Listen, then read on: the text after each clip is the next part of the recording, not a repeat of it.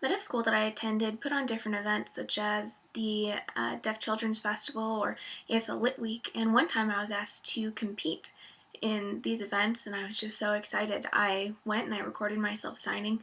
I ended up winning a trophy for this and I got a ribbon and everything, and doing that really gave me the confidence that I needed. So when I look back on my experiences at the deaf school, I'm just so thankful. So thank you to the deaf school. I was born into a hearing family and they all signed, but really where I felt most at home was at the deaf school.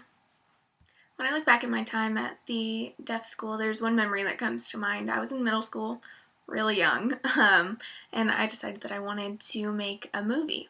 So my friend, he ended up having a camcorder, and so I borrowed that from him.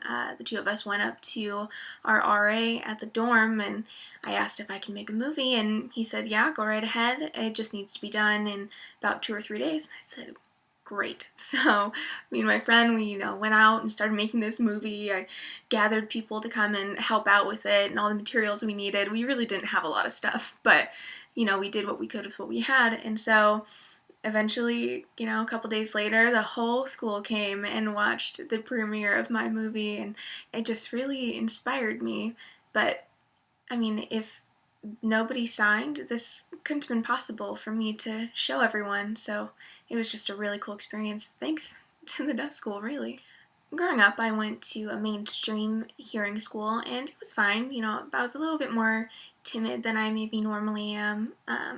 But I accepted it. It was okay. But once I transferred over to the deaf school, I mean, my confidence just raised exponentially, and it was so great for me.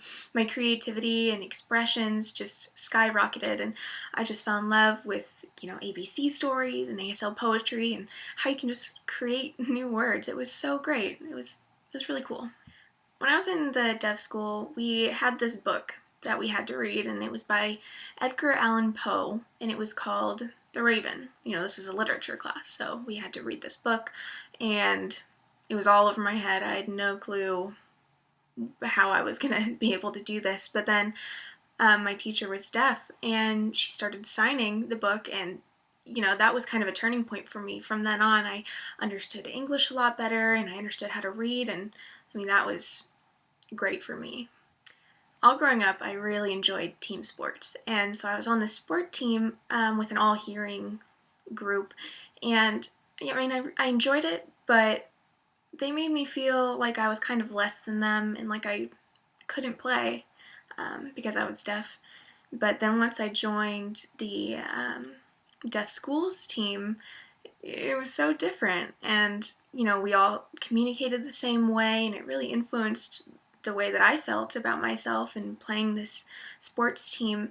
Because at the hearing school with the hearing kids, there was no communication, so there could be really no system for us to play. But at the deaf school, it was so different because we could communicate and there was a system and it all made sense. So really thank you to the deaf school for that. All growing up, I was really shy. It was kind of actually pretty bad how shy I was. But when I went to the deaf school, they had this drama program that I was interested in. So I joined that and I worked really hard.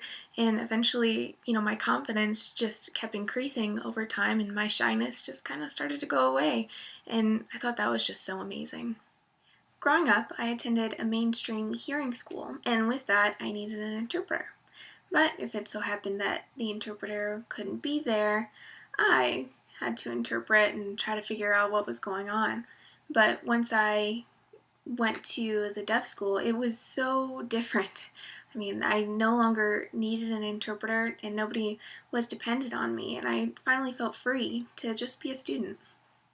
The first time that I went to a deaf school, I met this woman who was a deaf teacher. Her name was Kim Alago, and she took the time to explain to me about deaf culture, ASL, and how important facial expressions are to our culture and everything that we do. And I mean, it really took me aback hearing all of that. So I took a second and I, analyzed myself and realized that I wasn't utilizing facial expressions like I probably should be. So from that point on, I changed, and now I do all of these things, and I'm so glad for it.